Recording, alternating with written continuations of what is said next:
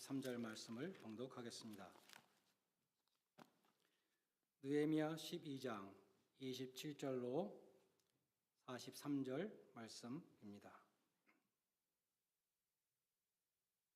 예루살렘 성벽을 봉헌하게 되니 각처에서 레위 사람들을 찾아 예루살렘으로 데려다가 감사하며 노래하며 제금을 치며 비파와 수금을 타며 즐거이 봉헌식을 행하려 하매, 이에 노래하는 자들이 예루살렘 사방들과 느도바 사람의 마을에서 모여들고 또 벳길갈과 게바와 아스마의 들에서 모여들었으니 이 노래하는 자들은 자기를 위하여 예루살렘 사방의 마을들을 이루었음이라.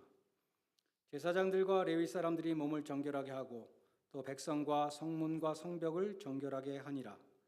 이에 내가 유다 방백들을 성벽 위에 오르게 하고 또 감사 찬송하는 자의 큰 무리를 둘로 나누어 성벽 위로 대오를 지어 가게 하였는데, 한 무리는 오른쪽으로 분문을 향하여 가게 하니 그들의 뒤를 따르는 자는 호세야와 유다 지도자의 절반이요 또 아사랴와 에스라와 무술람과 유다와 베냐민과 스마야와 예레미야이며, 또 제사장들의 자손 몇 사람이 나팔을 잡았으니 요나단의 아들 스마야의 손자 마따냐의 증손 미가야의 현손 삭굴의 5대손 아삽의 6대손 스가랴와 그의 형제들인 스마야와 아사렐과 밀랄레와 길랄레와 마에와 느다넬과 유다와 하나니라.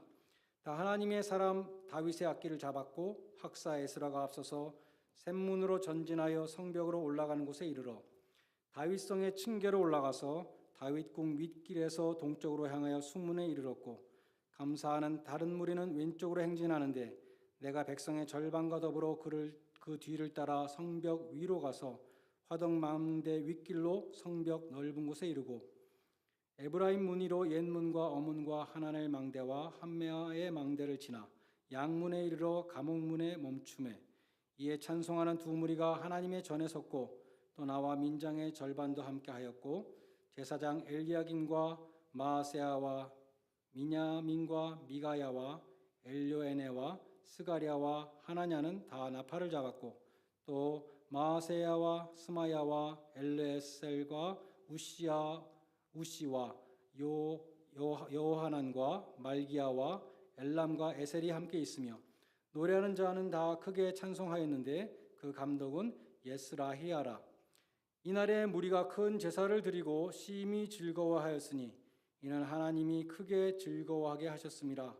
부녀와 어린아이도 즐거워하였으므로 예루살렘이 즐거워하는 소리가 멀리 들렸느니라. 아멘.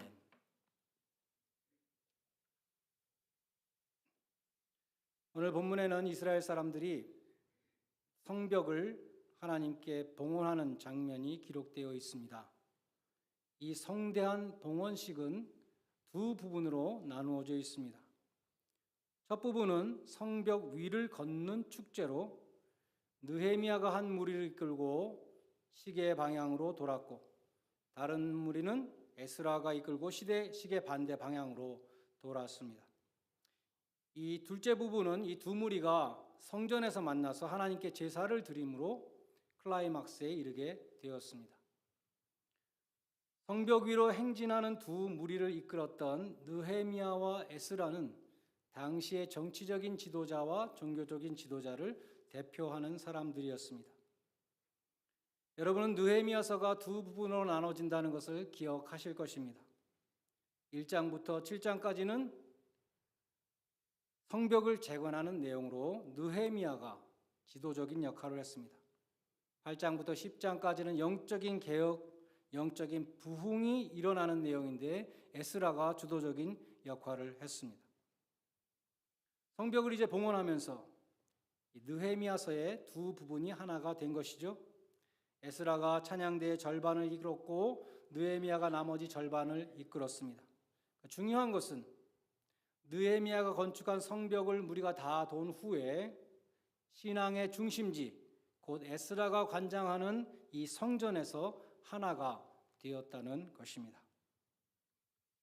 그처럼 그들이 성벽 위로 행진하고 성전에서 제사를 드리는 모습 가운데 가장 눈에 띄는 특징은 기쁨, 조이입니다. 봉헌식이 절정을 이루는 43절 한 절에 즐거워하였다는 단어가 4번이나 나옵니다. 그들의 찬양은 즐거운 찬양이었습니다. 독일의 무신론 철학자였던 니체는 기독교인들이 내가 그들의 구세주를 진짜 믿기 원한다면 구원받은 사람의 그 기쁨을 보여줘야 될 것이다, 이렇게 말했습니다. 크리스찬들이 구원받은 그 기쁨을 보여주지 못하는데 내가 왜 그들의 구세주를 믿어야 되느냐는 그러한 말이었죠. 크리스찬들이 환경에 관계없이 상관없이 항상 기뻐하는 모습을 보일 때 그것은 그 자체로 전도가 되는 것입니다. 레이 스테드만 목사님은 해피니스와 조이, 그 차이를 이렇게 설명했습니다. 기쁨과 행복은 다릅니다. 봉헌식을 거행하는 이 사람들은 행복하기도 했지만 기쁘기도 했습니다. 행복이란 즐거움을 주는 현재를 좋아하는 것입니다. 그 순간을 즐기기 때문에 행복한 것입니다. 그러나 기쁨은 훨씬 더 깊고 오래 갑니다. 기쁨이란 이 조이는 환경이 좋아서가 아니라 하나님과 바른 마음을 갖고 있기 때문에 과거, 현재, 미래에 대해서 다 감사하는 것입니다. 하나님과 바른 관계에 있을 때 우리 마음에는 기쁨이 넘쳐납니다. 하나님이 나를 받아주시고 나를 귀히 여긴다는 사실을 알 때 우리는 기쁩니다. 행복은 기본적으로 순간적인 것이지만 기쁨은 사라지지 않습니다. 행복은 일어나는 일에 좌우되지만 기쁨은 내가 하나님이 받아주시는 의인이 되었고 내가 하나님의 일에 동역자가 되었다는 것 때문에 기쁜 것입니다. 행복은 밖으로부터 오지만 기쁨은 속에서부터 솟아납니다. 환경이 기쁨을 빼앗을 수 없습니다. 행복은 빨리 사라지지만 기쁨은 영원히 지속됩니다. 그들은 성벽이 완공되어서 행복했습니다. 그들의 목표가 완성됐으니까요. 그러나 그들은 또한 기뻐했습니다. 하나님이 도우셨기 때문입니다. 그들은 하나님의 동역자가 되었습니다. 하나님의 손이 도우셨습니다. 하나님의 사랑과 받아주심을 깨달았기 때문에 그들은 기뻐하였고 즐거이 찬양 드리기를 원했습니다. 그처럼 즐거이 성벽 봉헌식을 하는 그들의 모습에서 볼 수 있는 또 하나의 특징은 조이와 함께 또 하나의 특징은 감사입니다. Thanksgiving. 31절에 보면 이에 내가 감사 찬송하는 자의 큰 무리를 둘러 나누어 성벽 위로 대오를 지어 가게 하였다라고 기록되어 있습니다. 31절 외에도 감사 찬송, 그냥 찬송이 아니라 감사 찬송이라는 단어가 여러 곳에 나옵니다. 38절에 감사 찬송하는 다른 무리는 왼쪽으로 행진하였다고 그랬고 40절에는 이에 감사 찬송하는 두 무리가 하나님의 전에 섰다라고 기록되어 있습니다. 그들이 그처럼 감사한 이유는 무엇일까요? 하나님의 은혜로 52일 만에 성벽이 건축된 것을 알았기 때문입니다. 하나님의 은혜라는 것을 알았기 때문에 감사했다는 것입니다. 누가 페르시아 왕국의 그 컴포트 존에 거하고 있었던 이 느헤미야의 마음을 움직였습니까? 누가 페르시아 황제 아닥사스다의 마음을 움직였습니까? 누가 백성들의 마음을 움직여서 예루살렘 성벽 건축에 적극적으로 협력하게 했습니까? 누가 산발락과 도비아 같은 회방꾼들의 그 악한 음모를 극복하게 하였습니까? 누가 백성들을 감동시켜서 그 수문 앞에서 회개하게 했으며 누가 그들로 하여금 하나님의 말씀 앞에서 옷을 찢게 하였습니까? 다 하나님이 하셨습니다. 그래서 하나님께 감사 찬송을 드린 것입니다. 우리 교회도 하나님의 은혜로 30주년을 맞게 되었습니다. 그냥 하는 빈말이 아닙니다. 여러분 가운데 혹시 이 교회는 내가 지켰다, 나 없으면 이 교회 벌써 문 닫았지, 내가 30년 동안 죽도록 충성했다, 이렇게 말할 수 있는 분이 혹시 있으십니까? 우리는 죄와 허물과 실수로 이 교회에 5점을 남겼습니다. 하나님의 영광보다 나의 유익을 먼저 추구하는 불충을 보였습니다.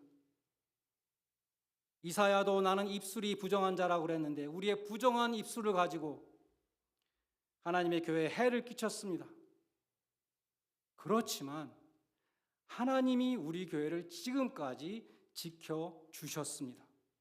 30주년 예배는 그것을 인정하고 감사하는 예배가 되어야 할 것입니다. 우리 모두가 하나님의 은혜에 감사 찬송을 드리는 30주년이 되기를 소원합니다. 우리 크리스찬들이 갖고 있는 근본적인 감사는 무엇입니까? 날 구원하신 주 감사라는 찬송이 있죠. 이 불렀던 최명자 사모님 우리 교회 와서 직접 부른 적도 있었는데 그 가사에 보면 봄철에 대해서 감사하고 가을철에 대해서 감사하고 장미꽃에 대해서 감사하고 장미의 가시에 대해서도 감사하고 여러 가지 감사가 있는데 제일 처음에 나오는 제일 중요한 가장 큰 감사는 날 구원하신 주 감사입니다. 계시록 5장 9절과 10절에 보면 주님을 찬양해야 될 두 가지 이유가 나옵니다.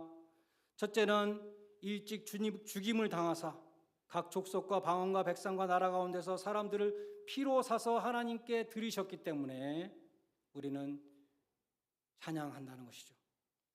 마치 시장에서 몸값을 주고 노예를 사오듯이 주님은 우리를 당신의 피로 값주고 사셨다는 것이죠. 뿐만 아니라 우리를 하나님께 드리셨다.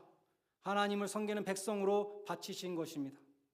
그러므로 찬양을 받으시기에 합당하신 분입니다.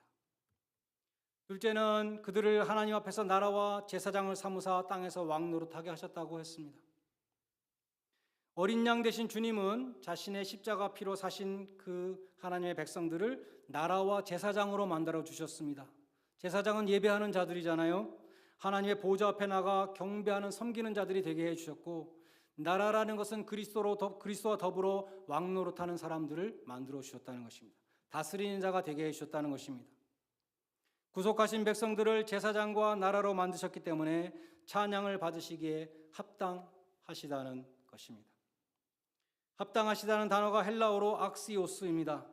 이 단어는 로마 경기장에서 관중들이 잘하는 선수들에게 외친 말이라고 합니다. 악시오스, 악시오스. You are worthy of our praise. 정말 칭찬받을 만해. 계시록 4장 11절에 보면 우리 주 하나님이요 영광과 존귀와 권능을 받으시는 것이 합당합니다. 그런 찬양이 있습니다. 계시록 5장 12절에 보면 죽임을 당하신 어린 양은 능력과 부와 지혜와 힘과 존귀와 영광과 찬송을 받으시기에 합당하도다. 악시오스라는 단어로 시작합니다. 그래서 이 찬양들을 합당송이라고 부르기도 합니다. 그러한 합당송을 부르는 사람들이 누구인가? 네 생물로 상징되는 천사들과 24장로로 상징되는 신구약의 성도들입니다.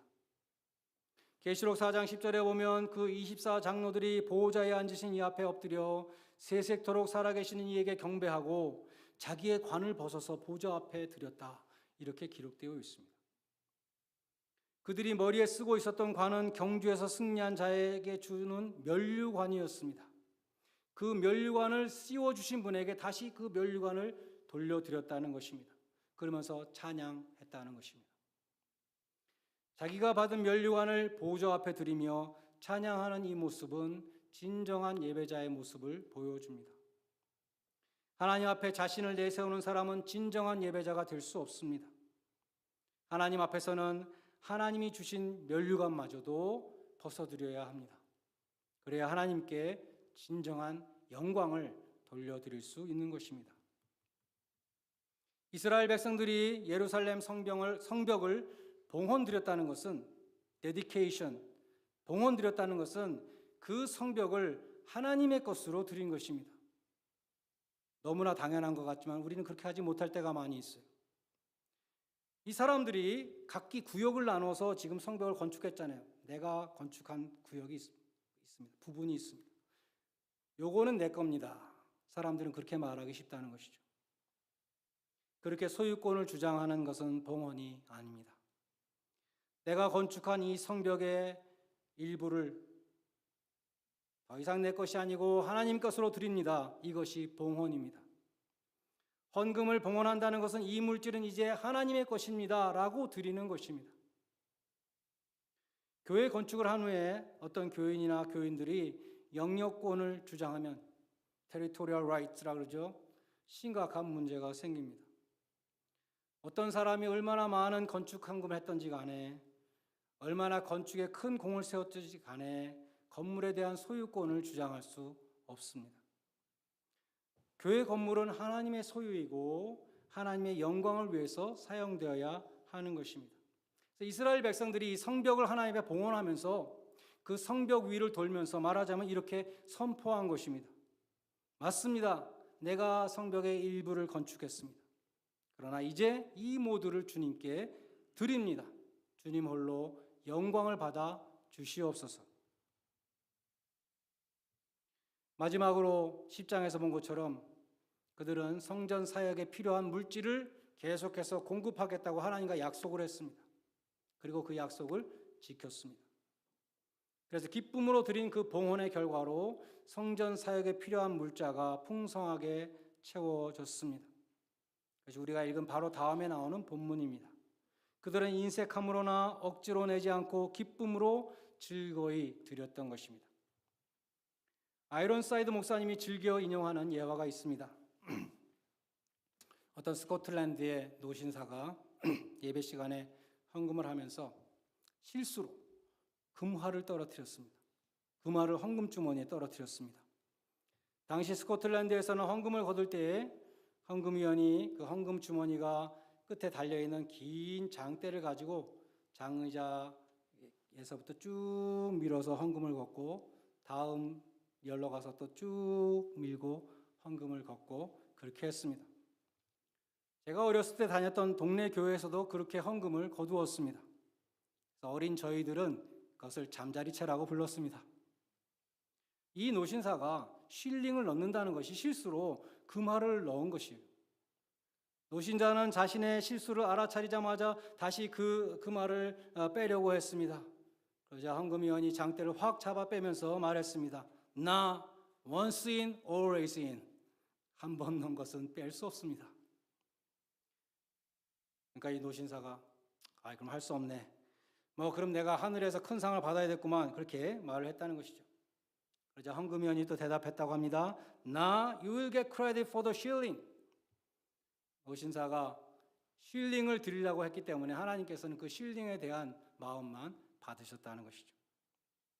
하나님이 받으시는 것은 돈이 아니라 마음입니다. 헌신의 마음. 이 노신사는 인색한 마음을 이미 하나님께 보인 것이죠. 하나님이 우리에게 제너러스하게 해주신 것처럼 우리도 하나님 앞에 드릴 때에는 풍성하게 즐거이 드려야 할 것입니다. 기쁨과 감사로 성벽 봉헌 예배를 드렸던 이스라엘 백성들과 같이 우리 교회도 즐거이 감사 찬양을 드리며 헌신의 마음을 담아서 예물을 드릴 때에 오직 하나님만이 영광을 받으시는 30주년 감사 예배가 될 수 있기를 주님의 이름으로 간절히 축원드립니다. 기도하시겠습니다. 하나님 아버지, 저희에게 함께 예배드리며 섬길 수 있는 교회를 허락하여 주시고 30년 동안 지켜주심을 감사드립니다. 하나님의 은혜를 기억하며 기쁨으로 찬양드리는 30주년 감사 예배가 되게 해주시고 오직 하나님께만 영광을 돌리게 하여 주시옵소서. 주님의 교회를 겸손히 섬기게 해 주시고 선하고 덕이 되는 말로 공동체를 세우게 하시며 하나님이 기뻐 받으시는 헌신을 드리게 하여 주시옵소서. 예수님의 이름으로 기도드리옵나이다. 아멘. 찬송가